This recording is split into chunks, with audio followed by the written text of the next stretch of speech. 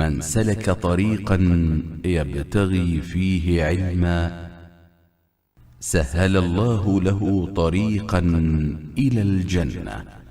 رواه أبو داود والترمذي. الحمد لله رب العالمين.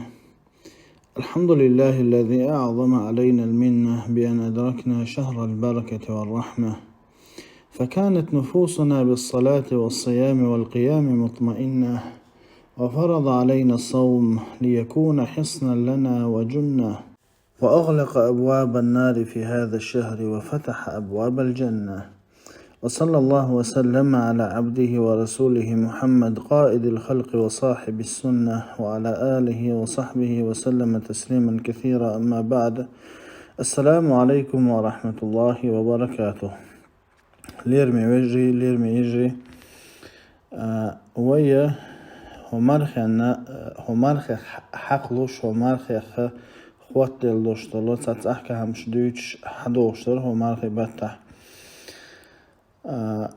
همارخ مرخا برا سنة شخة تنغلق شخة دحونا مرخوب شولتا قلنا سنة دو تو مرخوب چينخا تدول غلقش تدول ديكم شلر در تارخا عيقي يردو السحور. هر أمتا شاب العلم ناخا تحبرت خلاحونا عيقي يرى إذا سنة خلال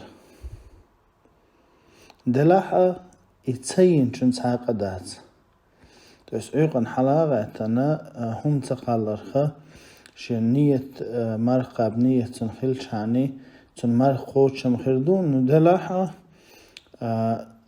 تو عيقي يرى إذا سنة دو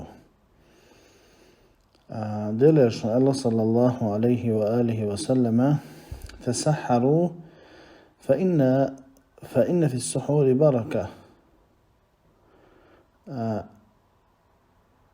عيقي أشبقلا عيقي راحة بركة دشنا، متفق عليه، حديث دو البخاري مسلم سيسن. إشتا عمرو بن العاص قال دئنا توديل صلى الله عليه وآله وسلم إلى الآل فصل ما بين صيامنا وصيام أهل الكتاب أكلة السحور. حلق ليرة تدغن دوشتل قامنش توست أهل الكتاب عشان تجرين دي سن بوش بولناخ يهود نصارش تسارة مغلي مرخوبش تسارة مرخوبش خلخلة وإن قرآن شهدالة كتب عليكم الصيام كما كتب على الذين من قبلكم. شنطة مرخة برتدل نشا شو الحلق دعبغان كانت أدل اختر أل بس حلق دعبغان دول بغان كانا مرخة بوتا تبيلا خلخلة بلغل دول أهو حديث عديلة شنبوغ صلى الله عليه وسلم وي مرخنا تير مرخنا يقر باشهلا عيقي يردوحون أل بس عيقن حلاقاتنا هم قالوا إباش خلوهون وينا تارنا يقع عيقي يرقوش خردوهون أحلاقاتنا تماسي خين قرد بشاء هند ألجا عبد الله بن عمرو دويت سنة ديلاشون صلى الله عليه وآله وسلم إلى الله تسحروا ولو بجرعة ماء. عيقي أش خين قرد بين صباح نجح سنة عيقي يجينا أحد تمر يرى تمر توستفيني كيوقز وستفيني كيتيني أحا عيقي يرى إز قتر ديكي دوحون تعول شنا مارخ دوستش بينا فيني سنة ده سمعت مارخ لوتش يأخدو السنة.